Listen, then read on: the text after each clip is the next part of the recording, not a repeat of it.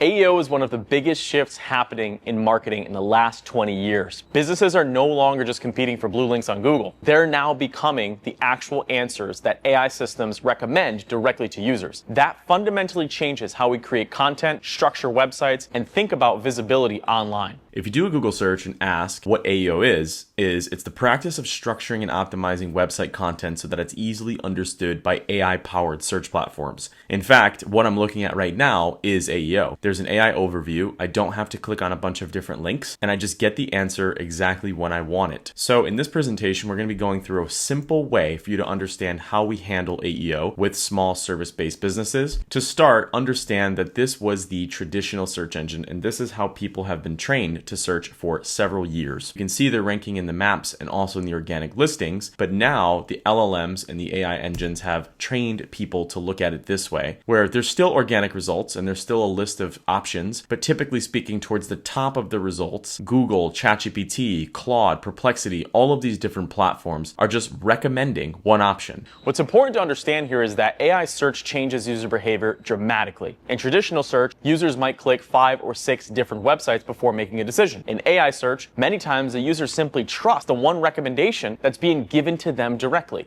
This is a fundamental shift for businesses because if you're not in that recommendation, many times the user doesn't even see the citations down below, then you are not going to be selected as a business that customer wants to work with. And you can take a look here when I optimize our website for this, the changes come up very quickly in the AI search results, where traditional SEO, search engine optimization, would take months, if not years, to show up for a lot of these queries. Now, AI search engines are indexing businesses much quicker. So let's get into why this is important right now. Well, the main reason is that it's allowing businesses to make more money by optimizing for these different LLMs. You can see this was a phone call that was tagged with Perplexity as being how the customer found this business, and it was a really good lead. The lead score on this was 72%, meaning this person indicated that they had an issue and they wanted the company to come out and find and work with them and charge them money for it. So this was a new customer this business generated by being available to Perplexity as the answer. Here's another example. This is somebody filling out a form submission on one of our clients' websites stating that they're looking to do an upgrade to their kitchen, a good lead for this type of business, and they found their information directly through ChatGPT. Here's another example. This is a tattoo shop. The customer tagged that they found this business through ChatGPT. This was a good lead for that business and ultimately turned into revenue. Here's another good example. This is for a tree company. They asked an AI assistant for a reputable tree company in the area, and their company was one of the top recommendations. Here's another example. A patient was researching dental implants on ChatGPT and found one of our clients. So ultimately what's happening here is businesses are getting discovered through these LLMs. Customers are searching everywhere in different types of LLMs. And so if businesses want to generate more revenue over the next 5 to 10 years, they're really going to have to pay attention to how they're being perceived inside of the LLMs. Here's another good example. This one is for manufacturing. And I'm showing a lot of these different examples simply because I want you to understand this is not industry agnostic. This is happening everywhere. It's not just happening really well for one industry. Everybody's using AI. Doesn't matter who you are. Doesn't matter if you're a kid. Doesn't matter if you're a senior. Doesn't matter if you're an adult. The name of the game has changed. We are not just optimizing for Google anymore. For the past 20 years, the entire market has optimized for Google search. We knew we needed to show up at the top 3. There was a top 3. Now there's just a top 1. And we knew that we needed to make sure that when customers searched us on Google, we would show up. Now there's 6 different LLMs we need to optimize for. And so throughout this video, I'm going to walk you through the process that we use to optimize for all 7 of these search engines at once. You can't predict what the user is going to use. The user might use Gemini, they might use ChatGPT, they might use Claude, they might use Grok, they might use Perplexity. Regardless of the LLM, the principles hold true. Create good content, create fresh content, create content at scale, and you'll be cited by these different LLMs. So this is exactly how this works. This is an example of one of our customers that they shared with me a couple of weeks ago. They were at a seminar and they were actually searching themselves, and they showed up at the top for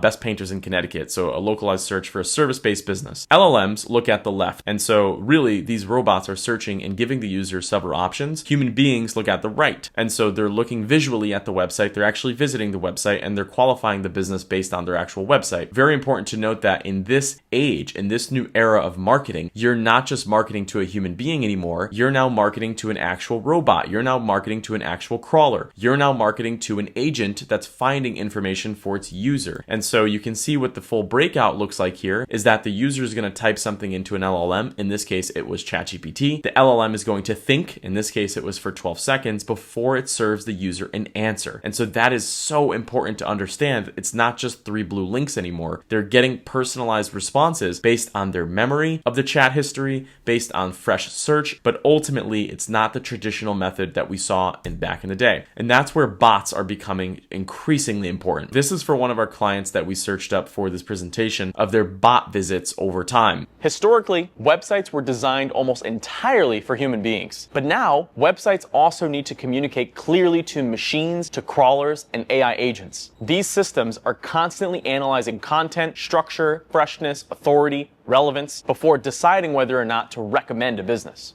You can see in May of 2025, their bot traffic was very low, but now in May of 2026, the traffic from the bot visitors of their website almost accounts for 35% of their website visitors. So that means if they had 10 website visitors, only 6.5 of those website visitors were human beings. That's extremely important to understand that it's not just people accessing websites anymore. It's how can a bot determine the quality of your content, the freshness of your content to provide an answer to the users using LLMs. Here's another good example. And you can see that the humans are the dark gray. So May of 2025, it was a lot of human traffic. And so now we're starting to see these LLMs becoming increasingly more of that part of traffic and crawlers becoming more of that traffic as this time expands and as more people adopt AI into their workflows. So the point I'm trying to make here is let AI agents access your website and embrace this as a marketing form going into 2027, 2028, 2029, which we suspect over 50% of the internet traffic is going to be bots. In fact, if you look at the Cloudflare radar, which is a way of looking at this information, you'll quickly see that bots are becoming increasingly more important for a marketing strategy for small businesses. And there's so many of them, but the top 3 that you really need to think about are ChatGPT, Anthropic, and Google.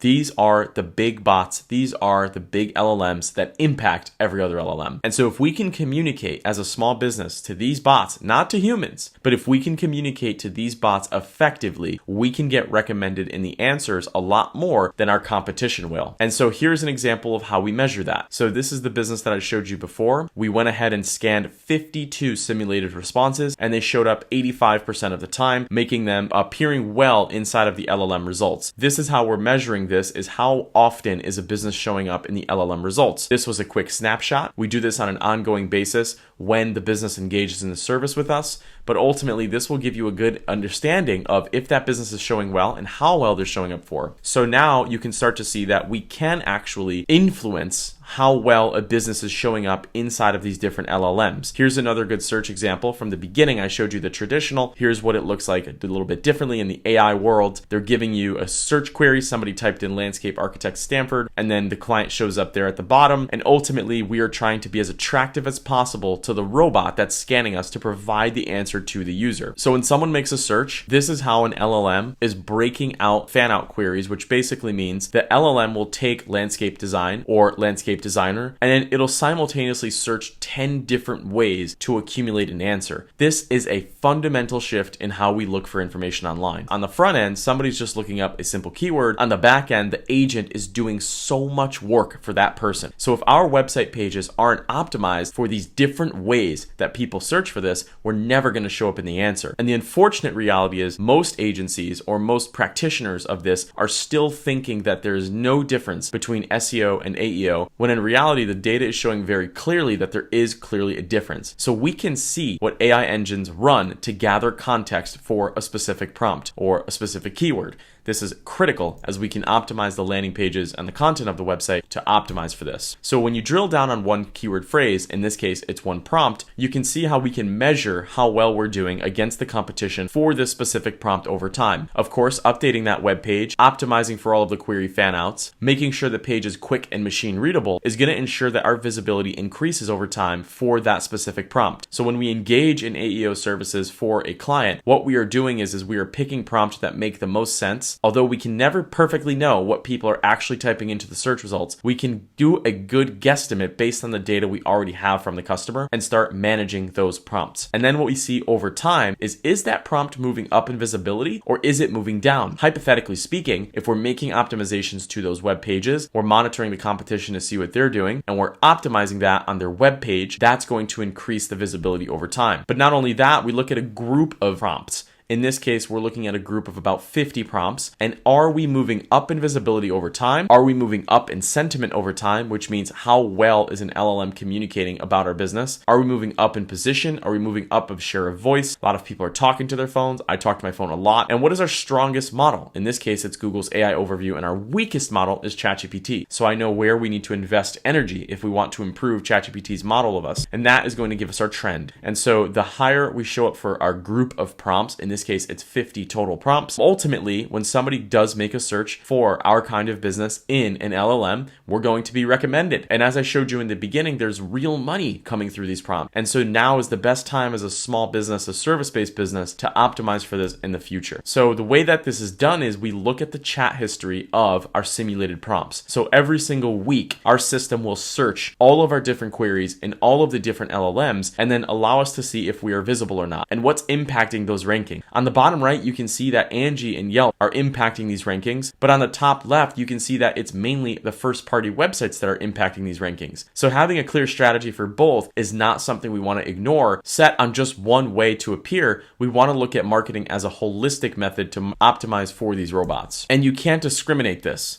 Right? In this case, you can see our client is in AI mode, ChatGPT and AI overview. AI overview is actually our weakest model. ChatGPT is the middle, and then AI mode is the highest. Although we're the highest for the entire market, there's opportunities for us to increase our visibility in ChatGPT. So I may want to drill down how that works for this customer in the near future by adding more content, looking at our visibility in ChatGPT and making those adjustments. So we know what improves visibility. There's a few things here that I'm putting as the highest impact. Specifically, it's page volume. Sites with over 15 published pages are 8x more visible in AI. Schema, which is the way that we communicate to these AIs, makes your site 7% more visible. Blogging makes your site 33 more times visible to AI sites than less developed blogs. And really the number here is 50 posts. If you can accomplish 50 posts, ideally per month, which I'm going to show you how we do that, then you're going to be significantly more visible to these AI LLMs. Your Google business profile and really anywhere your name, address, and phone number is mentioned makes your AI visibility up by 20%. And of course, displaying authentic customer reviews and having a strategy to actually do that on an ongoing basis across all of the different LLMs makes your website much more visible in the AI results. So here's an example pilot that we ran targeting this exact strategy. And you'll see that the clicks through the website, the impressions through the website are increasing steadily over time, utilizing the strategy that I'm about to show you and that we can implement for you utilizing technology. So if we look at it this way, the left side, the AI here is really trying to see when a user makes a prompt, which one is going to make that user the happiest. So we look at this like a billboard. And so when somebody does a prompt, what's the billboard that's being displayed? I gave you three options here from our different competitors in this market. The top is our client and the bottom two are results that aren't getting mentioned. The top has a clear favicon, has a clear business name, has the keyword in the actual title tag and meta description. That's going to give us a clear indication for the AI that that's a safe bet to serve to the user. The more crystal clear content that you can create for these LLMs to serve to their users, the more likely it's going to be recommended as an answer. And the way that we do this is very simple. We're trying to create as many high quality, high intent web pages with a clear URL directly on your website quickly over time with AI. And this is where automation becomes extremely important. The challenge isn't just creating one piece of content anymore. The challenge is continuously producing highly relevant, highly contextual content at a scale that would be nearly impossible to do manually without AI-assisted workflows.